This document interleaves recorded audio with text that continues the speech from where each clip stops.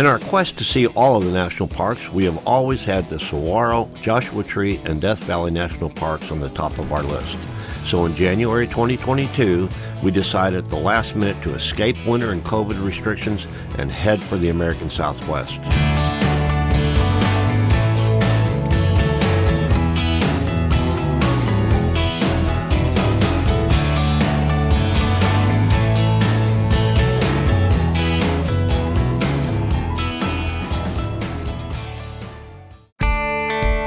Saguaro National Park was on Linda's bucket list because of the beauty of the iconic cactuses.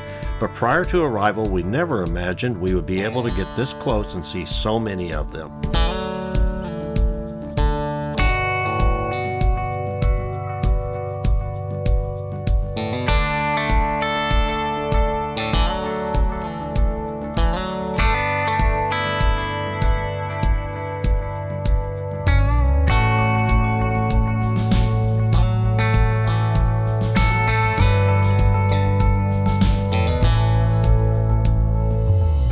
You always hear about the beauty of the desert, but we never expected to see so much green and such a wide variety of cactuses. One thing about the desert is that you can always count on pretty blue skies, making Saguaro National Park a great place to hike. This is exactly what we were looking for to escape our brutal winter back home.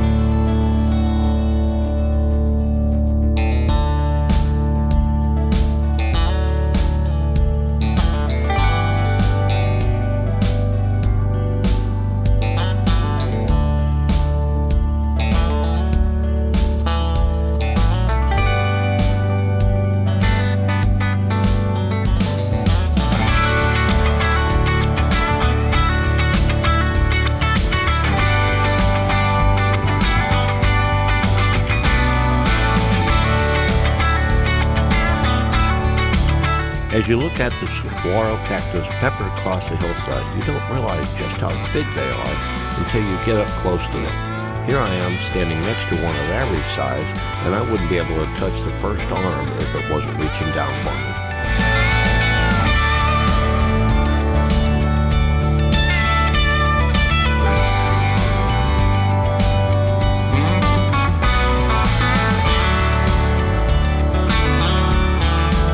Whether you're hiking or taking a leisurely drive, Saguaro National Park has some amazing scenery.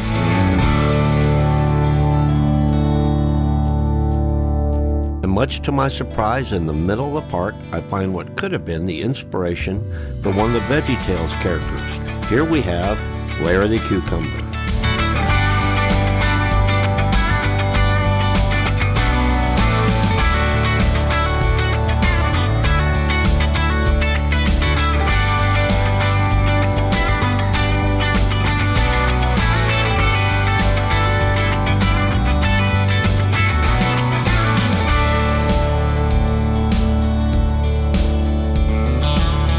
Although Saguaro is a great place to visit, it's time to move on to our next park, Joshua Tree National Park.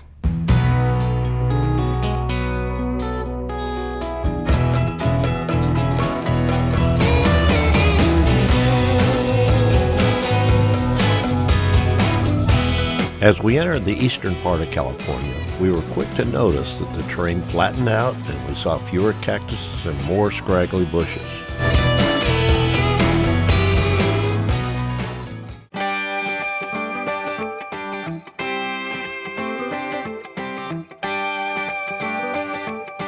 Our first stop at any park is always the visitor center. Normally it's to get maps and get the latest updates on what's going on in the park. But this time we were rewarded with our first sight of wildlife, a roadrunner. This video doesn't give you a good idea of how large it was, but this one was almost as big as a chicken. Then, not too far into the park, we encountered more signs of wildlife. Well, actually it wasn't wildlife, just a sign. However, while we were there, we saw no evidence of a chicken or tortoise crossing the road.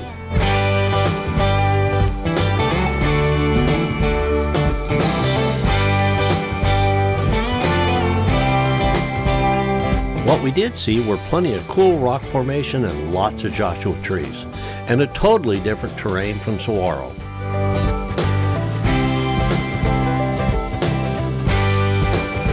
One very popular rock formation was Skull Rock.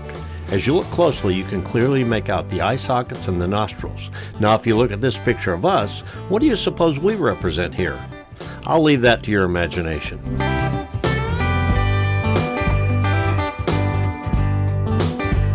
Like Saguaro National Park, Joshua Tree is a great place to hike. But one added feature is that Joshua Tree is classified as a dark sky park, which means it's a great place to take night photos. It even has an observatory just outside the 29 Palms entrance.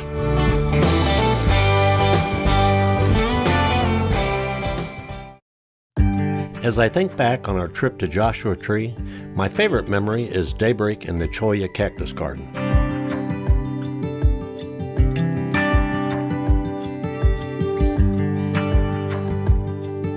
The glow of the cactus as the bright sunrise shines through the needles is mesmerizing.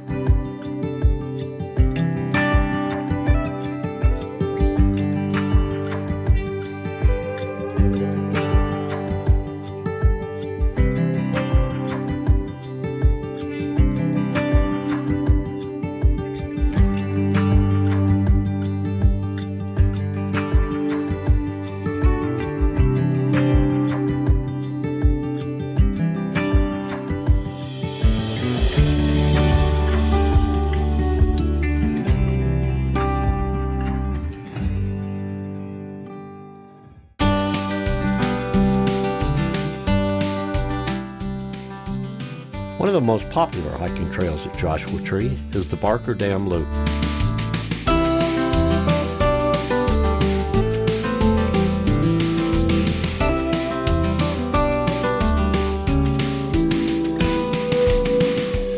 As I walked the trail, I watched with amazement at all the rock climbers as they perfected their skills.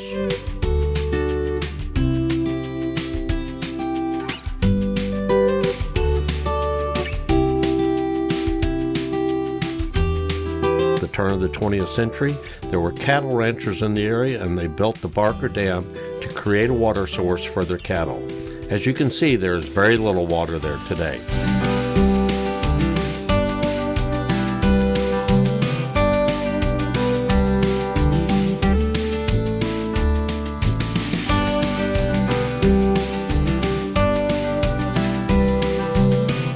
Joshua Tree, another beautiful park, yet totally different from our previous park. And now we must say goodbye so that we can move on to our next stop, Death Valley National Park.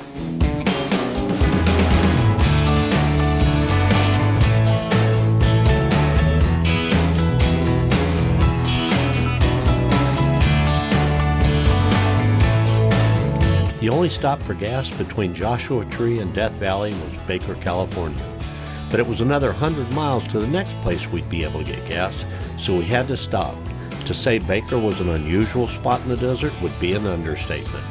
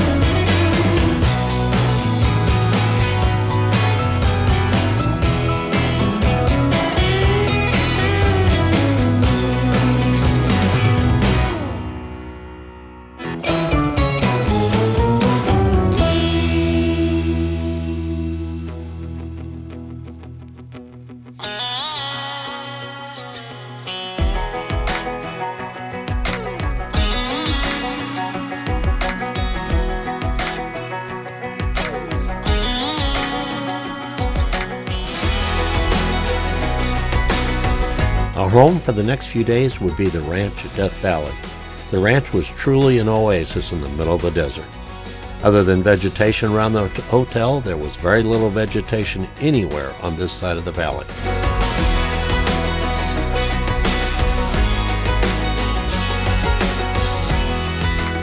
Several movies depicting other planets, including Star Wars, were filmed here, and it's easy to understand why.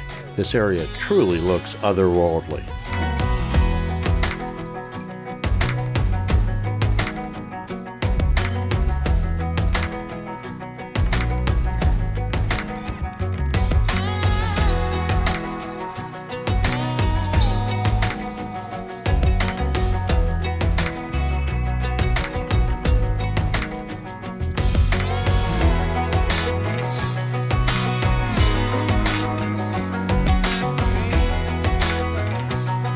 Death Valley is also certified as a dark sky park, and it was amazing at night. One night we were taking pictures of the stars, and without realizing it, we got a perfect shot of the constellation Orion.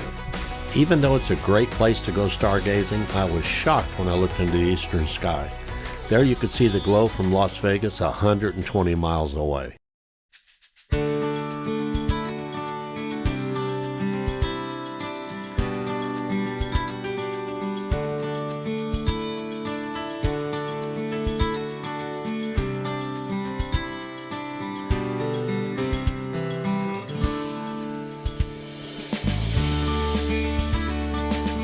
An important part of the history of Death Valley was the discovery of borax. Borax could be used to make everything from medicine to soap to perfume. And the Borax Museum has great examples of the various tools used in its mining.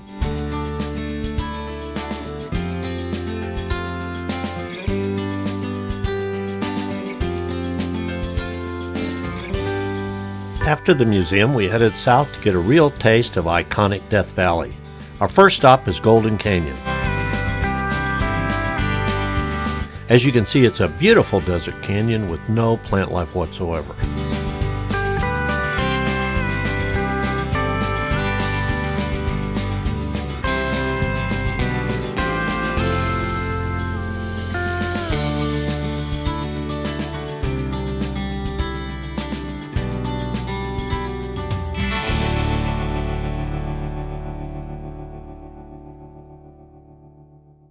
Moving on, we arrive at Devil's Golf Course. The terrain here is unlike anything I've ever seen before. I just can't imagine what it would have been like for the first visitors arriving at this spot hundreds of years ago. It's almost eerie. I'm not sure why they call it Devil's Golf Course. Maybe it's because it would be incredibly frustrating to play here.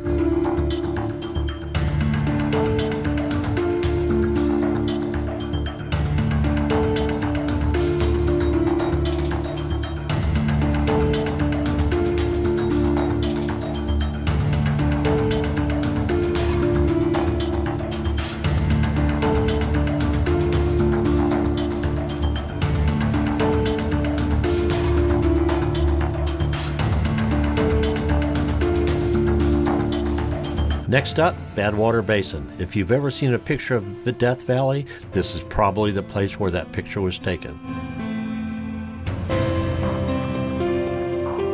The elevation here is 282 feet below sea level, the lowest point in the Western Hemisphere. The white you see in front of you are salt deposits left behind after this area dried up.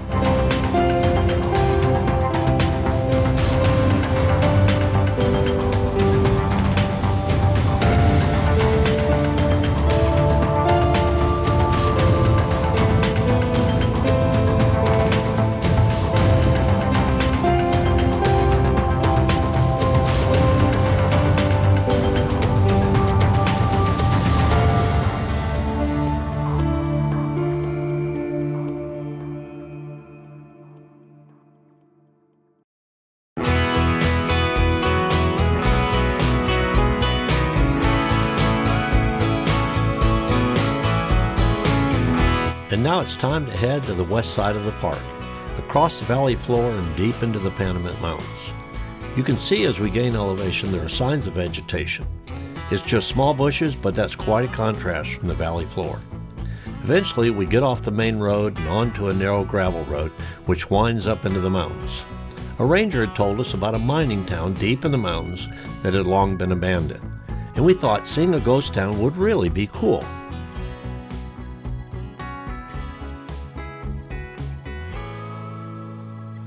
Much of the gravel road is so narrow we become concerned about what we might do if we encounter oncoming traffic.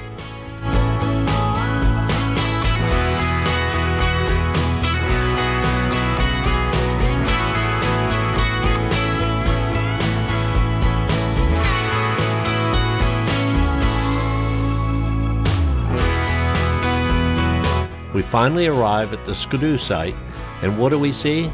Really no signs of a town at all.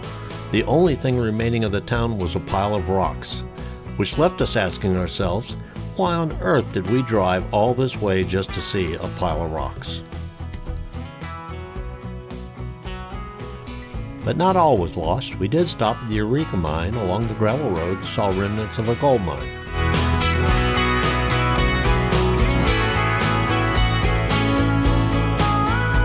Once we got back on the main road, our next stop was the primary reason we came to the west side of the park, the Wild Rose Charcoal Kilns.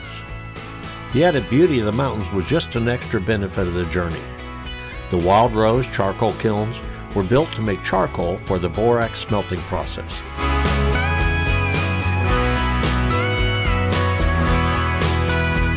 They were built in this part of the area because of the abundance of pine trees on the hillside.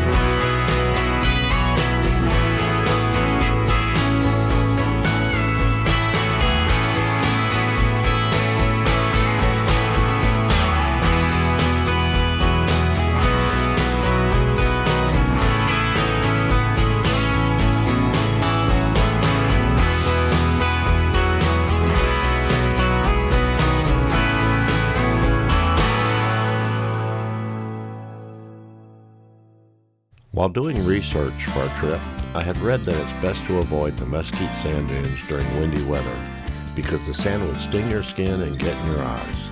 However, it was our last day in Death Valley, so we had a choice: endure the wind or miss the adventure. And as always, we chose the adventure. So here's a taste of what it was like. Awesome. It's going to be tough getting over that ridge. I'll tell you right now. Probably got to go at it kind of at an angle. You coming?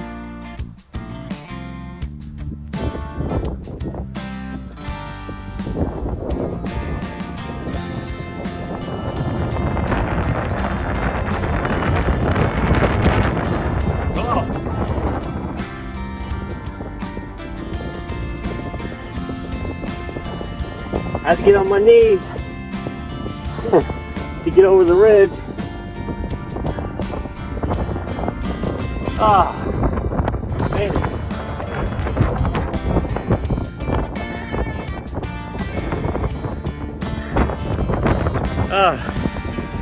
Probably put your phone in your pocket.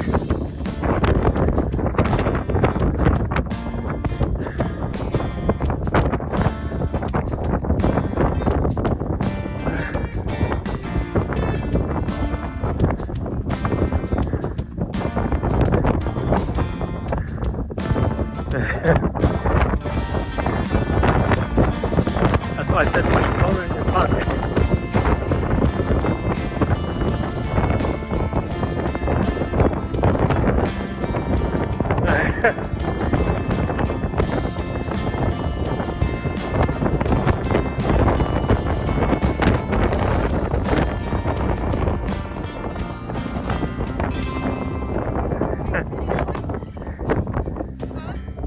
Yeah.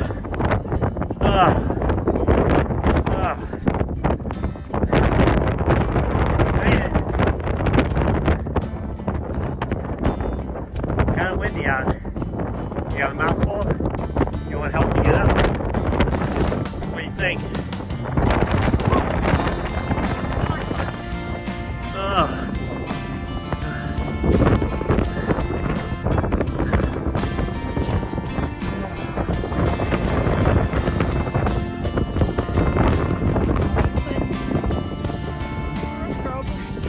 Yeah.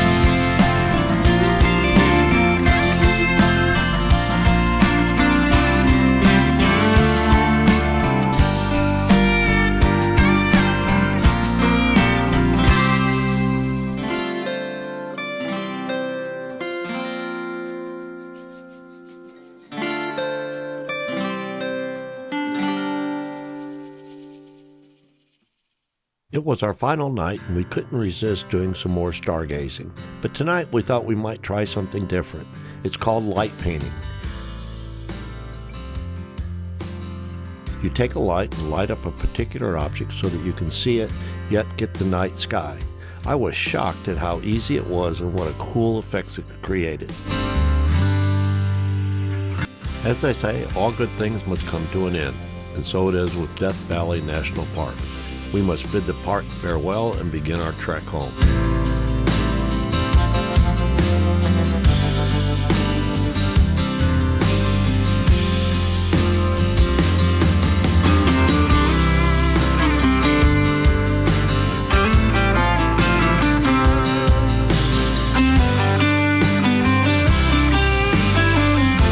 We headed across California, Nevada, then into Arizona, through Las Vegas, and finally Phoenix, where we flew back home.